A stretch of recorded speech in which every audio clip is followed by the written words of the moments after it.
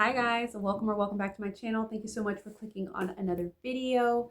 Today we're going to do my October 2025 monthly budget with me. If you're new here, my name is Stephanie and I'm a wife and mom of three. And my family and I live in the state of Florida. My husband and I are paid bi-weekly on the same Friday. Our primary objectives are paying down our debt, saving up for future known and unknown expenses while living our best lives. So if that's content you're interested in, make sure you hit that subscribe button. Be sure to give this video a thumbs up and drop me a comment down below. So like I said, we're going to do our monthly budget today. I came looking presentable for you guys. I straightened my hair for the first time in 2025. It has gotten so long. I can't believe it. But I guess that's what happens when you don't blow dry or straighten your hair. So yeah, it's cute, okay? So let's go ahead and get into the budget. I'm going to pop it up here on the screen for you guys so you can follow along with what I am reading. So as far as our income goes for the month, for Brian, we're expecting $4,800. He's supposed to be getting 2 bonuses in the month of October because they didn't get a bonus in August. His employer changed the system they use to distribute bonuses. So I guess that pushed back the bonuses. So in September he got 1, but in October he'll get 2, and then they should be caught back up to like their normal once a month frequency for the bonuses. So $4,800 for Brian, and then for myself, I'm expecting $3,200. The only other income that we are planning to have is $921.57 that we're going to be bringing in from our sinking funds. We do have to pay our car insurance, our 6-month renewal in the month of October. So we're going to be bringing in money from our car insurance sinking fund to help us pay for our 6-month renewal. So that's going to give us a total of $8,921.57 for our income. Up next is our bills and debt. So first off, we have our mortgage. It's $1,840. Our light bill this month is $81.83. This is just our electric bill. We don't have a water or sewer bill. I know some places include that together. Like when we lived in Jacksonville, we had JEA and your electric, water, and sewer was all in one bill. I don't know if every place does it like that though. So FPL is just Florida Power and Lights. I don't know if it would even have a water or sewer bill on it if we had it, but we live in the country, so we have a well and a septic system, so we don't get a charge for either of those services. This is just our electric bill, and it is pretty low because we do have solar panels, so that's why it's under $100, even though there's 5 of us and we live in a 2,100 square foot home. So Kinetic is our internet provider. It's $17.49. AT&T is our cell phone provider. We have 4 lines and it's $152.19. Our Netflix, we recently reduced it to like the basic plan with ads, so it's a little under $9, but I just put $9 here for that.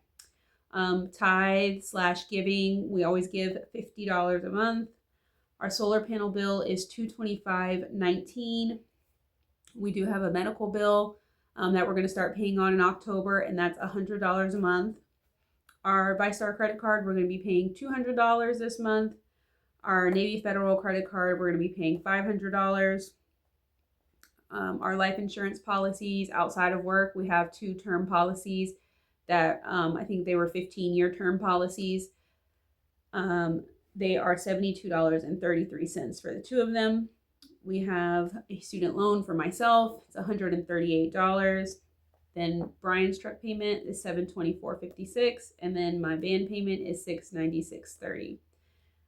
One additional bill here, which I talked about in the beginning, is our car insurance. So our 6-month renewal with Geico is $1,221.57. So that's where that $921.57 is coming from the inflow, and then the rest of it we're kind of just eating it in the budget because we usually save for our car insurance every month. So instead of sending money out this month for car insurance, we're just kind of leaving it in the budget and it will get eaten by this car insurance payment. So that's $6,028.46 for our bills and debt for the month. Moving over to our variable expenses, first up is groceries. We did go over budget for groceries in September. Um, our budget has typically been $1,200 for groceries, but in September I lowered it because we were coming in under budget a lot. And then of course, the minute I lowered it, we went over budget. I'm gonna try it again in October and see how it goes for having $1,150, family of 5, and the $1,150 covers anything that's consumable. So any like grocery foods, but also like household things like paper towels and toilet paper, health and beauty stuff like toothpaste and deodorant, shampoo, dishwasher tablets, all of that stuff comes out of our grocery budget. Cars, we're budgeting $600. My husband does drive a truck, but I'm really the one who uses up all the gas money in my van because I typically fill up twice a week.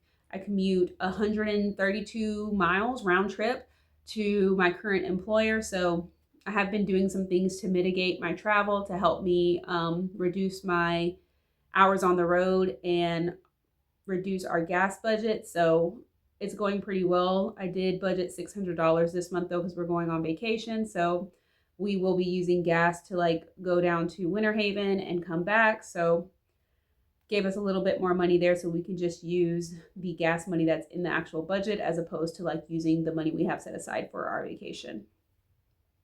Up next is kids. So we have 3 boys and we use this money for their allowance as well as anything that they might need from school. Like if they send a paper home and say they need, $5 for some kind of event they have going on at school, or even, of course, now that school's back in, buying portraits, school pictures would come out of this category. Anything that they need or want that we feel like we need to buy, since they get an allowance, most of the like little frivolous things we have them buy themselves. So if they want like a yo-yo or something, I say, okay, well, let me check your account and see how much money you have in there. Like I'm not giving you an allowance and buying you a yo-yo, you know what I'm saying? But if they need, something for school, of course we cover that, things like that. And we contribute to UTMA accounts for them for saving for the future for them. Eating out, we don't plan on doing. We don't budget anything for that. I'm sure we will eat out while we're on our vacation. We are going to Legoland for my youngest son's birthday. So we do have money budgeted aside for that. We have a vacation sinking fund. So we will probably eat out while we are there, but ain't no probably. We definitely are. We're going to eat out while we are there, but it won't be coming out of this budget. Clothes, we don't anticipate buying any clothes. I hope we don't need any clothes. My husband got so many clothes in September. My boys got clothes in September, so hopefully nobody needs any. In October, we're not planning on any. The home category, we're budgeting $100. The home category consists of anything that is not consumable, something that the house needs. So like a garbage can or a can opener, a pillow, things like that aren't consumed but are for the household. The only other thing that comes out of this category is the chlorine for our pool, which we will be doing for October, but not going forward after that. October is going to be the last month we're going to be getting chlorine for our pool and running our pool up to, the specific cleanliness standards. Like we won't be, I guess you can call it, we'll be closing the pool after Halloween. So our pool does have a leak in the liner, so we're going to end up, taking it all down and replacing the liner in the spring anyway. So yeah. Homestead, we have 17 chickens. So I don't know if I told you guys. Did I tell you that one of my new chickens is laying? We have like 4 hens that are 20 weeks old. One of them just started laying, so we're getting, 1 more egg than we were before. We had 11 laying hens and now we have 12 laying hens. So that's exciting. But yeah, we need feed for them. So 3 bags of feed is about $51 at Tractor Supply currently. So that is what the $51 for our homestead category is for. We don't plan on spending any money in the medical category currently. We don't have any doctor's appointments or any co-pays that we're going to need to pay. Blow money, my cousin is getting married in October, so this is just $50 to get her and her fiance a wedding gift. And then for unbudgeted, we don't budget anything. It typically doesn't happen. Everything that we buy, I can fit into one of these variable categories, or it's a bill. So I think in September we had an unbudgeted expense, and it was stamps, because I still just don't know what to do with stamps. Like, and it wasn't even like I had to pay a bill with the stamps. I just like mailed a letter, something that, some paperwork that I needed to fill out and mail in. So I couldn't even like add it to the bill, as part of the bill. It was just stamps, and I just didn't know what to do with it. So it was unbudgeted. So our variable expenses is $2,001. And then last but certainly not least is our sinking funds and savings. Our income taxes, we're putting aside $100 a month from my paycheck to save up in case we owe money when we do our taxes. Instead of taking it out of my paycheck directly and letting the government hold on to it, we're putting it in a high yield savings account. And if we end up needing the money for something before it's tax time, then we can use it. And if we don't, then when tax time comes around, if we owe, then we'll go ahead and pay. And if we don't owe, then we can repurpose that money for something else. In the meantime, we'll be earning that interest. Our property taxes are due in November. I think they're actually due in like March, but if you pay them in November, you pay the least amount. So as soon as they like send them out in October, I want to make sure we have what we need to pay our property taxes in November, so that we can pay as little as possible. So we're sending $120 to our property tax sinking fund. Car insurance, like I said, we typically save every month for our car insurance, but we're not going to this month because the car insurance is due this month. So we have $0 here. Vacation, $125 is going to go towards our vacation fund that we are going to be using in October. Our variable funds is going to be $447.11. This variable fund is essentially the same categories that we have in our variable expenses. It's cars, kids, clothes, home, homestead, medical, and blow money. So if we need to get anything that is, way more than we anticipated it being in our variable expenses, we can use this like variable sinking fund. So like if we needed a new tire and we didn't have the money to cash flow, we would pull it out of here. I think me and my son used it for glasses. We got new glasses over the summer. So we pulled money out of this variable fund to cover our glasses, just things that we didn't have enough money to cash flow for the month. So I like saving money, but I don't like spending the money that I save. So anything that comes up in our budget, we try to cash flow. And then at the end of the month, if we, come up short or whatever, then I will move money from one of our sinking funds or our variable sinking fund rather, to cover whatever it was that we bought that we couldn't cash flow. For Christmas, we are saving $100. We're getting closer and closer to Christmas. I can't believe how fast the year is going. So we are saving $100 for Christmas. And then we have subscriptions. We're not planning on saving anything for subscriptions. The only subscription that we have, or like, it's not even a subscription, it's like an annual bill that we have. The last one we have is our umbrella policy, and it's due in December. We have $470 saved, and I think I got the renewal for it the other day, and it's like $612, which it went up again, like annoying.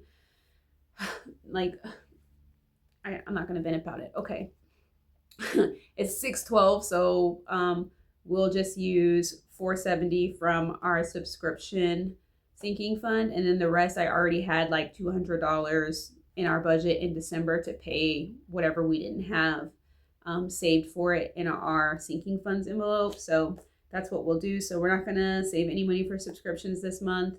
Projects, we are not saving anything, and month ahead we are not saving anything. If we get any extra income, then we will fund those, as well as probably beef up some of these other categories. But based on the income that we have currently planned, we're not going to be setting aside any money for those things. So our total for sinking funds and savings is going to be $892.11.